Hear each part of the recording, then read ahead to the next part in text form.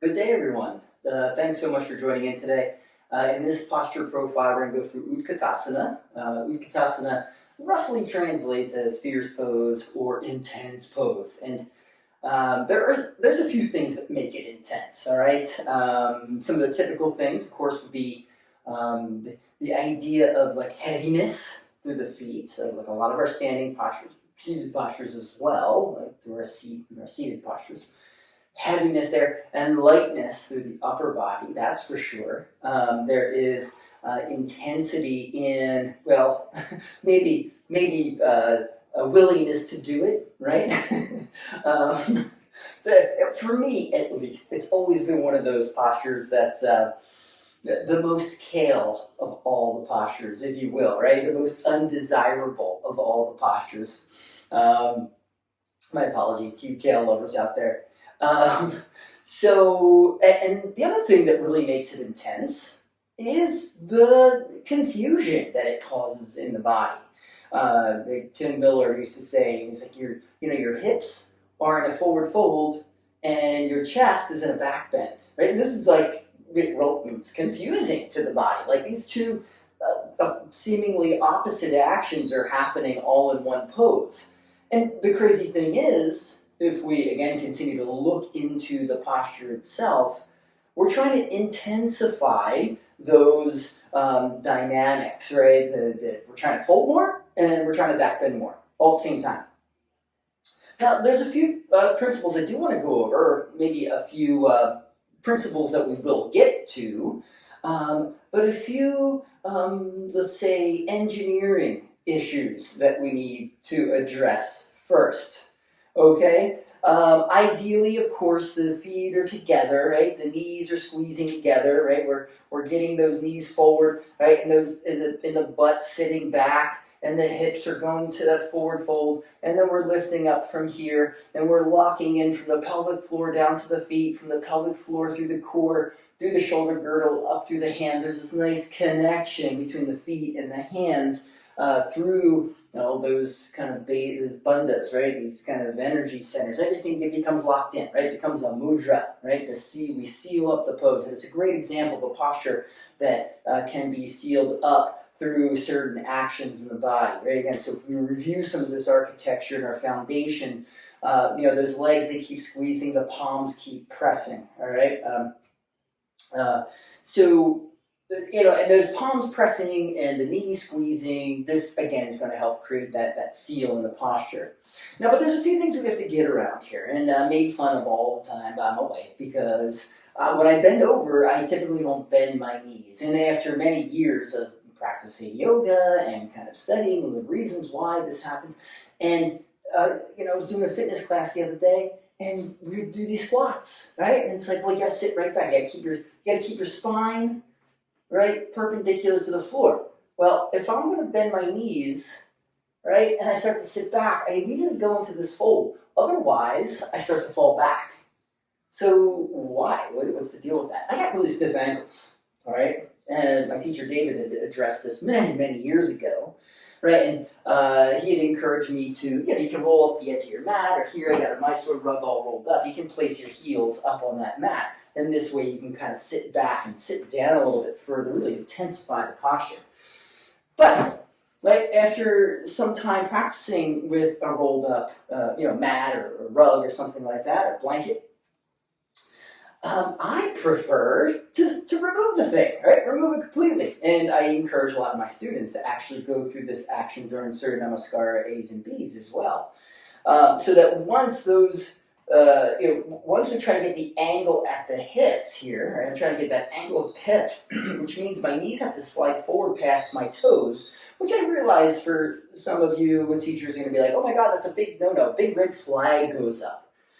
Now, I want you to think about it not as a cue you would give your students necessarily. And if you yourself are a student, we also have to be very mindful about how much pressure the patellar tendon can actually take. After many years of cultivation, probably really just, kind of months of kind of like studying what kind of pressure the knees might be able to take, it is true that the the constitution, that's not the word I'm looking for. The resilience of the knees goes up higher and higher. The knee itself becomes stronger and stronger, and therefore you can start to push those knees past the toes. You'll see a number of postures where the knees go past the toes. Is it a big deal? No, but are there times when it is a big deal? Absolutely, right? Newer practitioners who may have had knee injuries, and so on and so forth. So you got to use your best judgment, both as a teacher and as a student, okay? So as I mentioned, as I push my knees forward and I'm able to sit down lower, you'll notice that my heels naturally lift. This is because of the stiffness that I have in my ankles, right? If you're like me, maybe if you're working on Pashasana, the lasso pose, we're going to call it, right?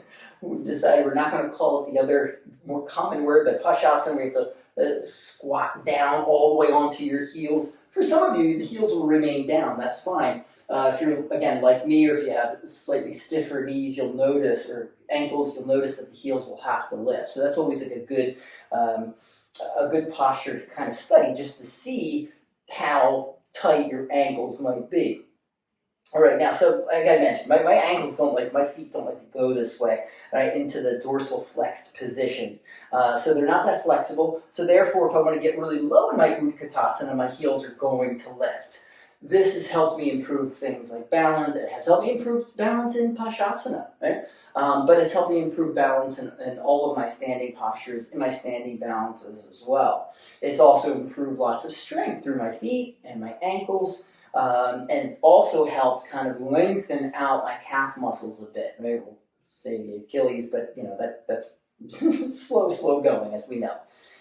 Okay, so once I've established this position, right? And again, your heels might be lifted, they might not be lifted. They might be up on a rolled blanket or a rolled mat. That's fine, right? Here is where I want to kind of stick my butt out a bit. And before you go crazy, again, you teachers, before you go crazy on me on that cue, I want you to consider that folding action of the hip. So a lot of times we got to kind of stick the butt out, then we start to move the ribs in, neutralize the lumbar spine, and allow the tailbone to start to drop towards the floor.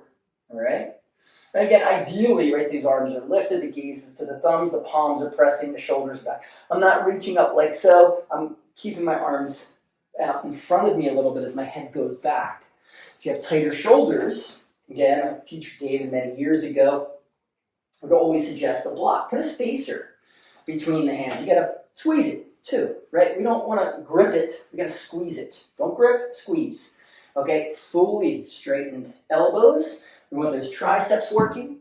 And a lot of times what ends up happening, this happens both with the legs and the arms, say like in back leg, warrior one, warrior two, the arms in warrior one, warrior two.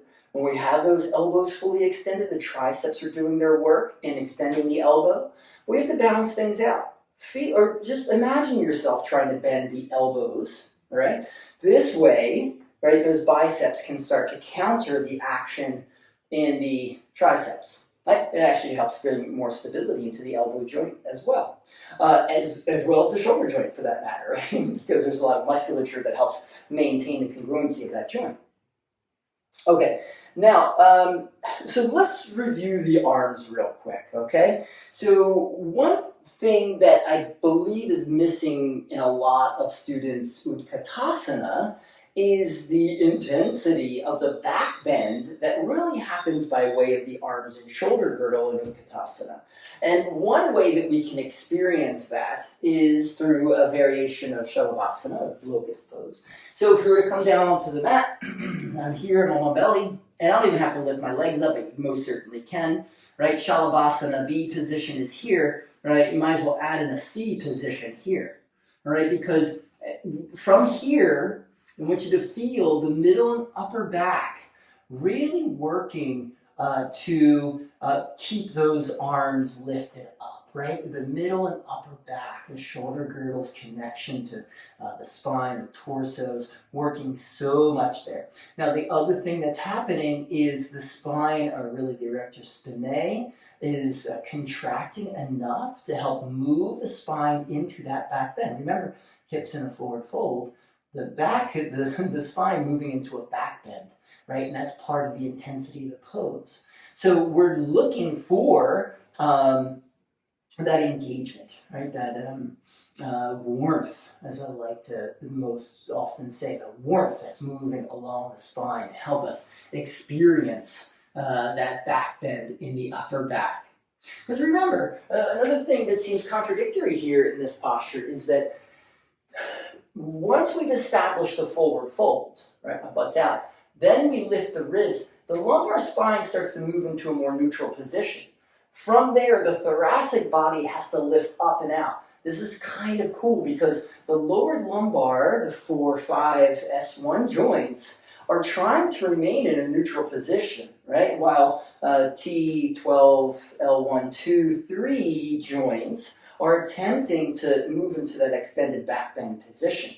It's kind of cool, if you ask me. We're actually like kind of splitting the lumbar spine into two different actions, right? So there is maybe the intensity of a kind of deeper proprioceptive knowledge, right? This awakening in the conscious mind, and it's a discovery of how the lumbar spine might be able to do two different actions all within the same posture. I think that's pretty intense, right?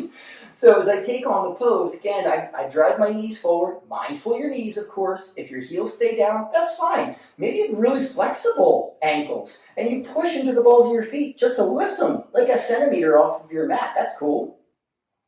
I got my hips moving into that forward fold. I got that squeeze of the knees if I haven't said it already. The ribs are up. The lower lumbar is trying to move into that neutral position. As I lift my chest into the back bend, upper lumbar is moving into that back bend. From here, I can reach my arms forward, press my palms, and start to reach my arms up to the limitations of my shoulder girdle. There's going to be a point where, right, things start to kind of drive a little bit too much into that back bend and start to take it out of the hips, right? So I want to make sure that I stop at that appropriate position where the intensity is just appropriate enough, right? All right, so my gaze again is to my thumbs. Remember, use your fingertips, press your palms, find those biceps, keep the belly taut, relax your jaw and relax your brow.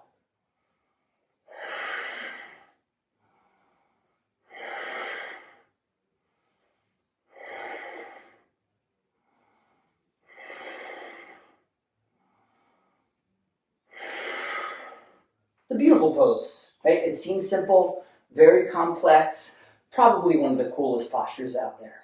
All right, enjoy. Thank you so much. Remember to hit the subscribe button if you can. All right, peace.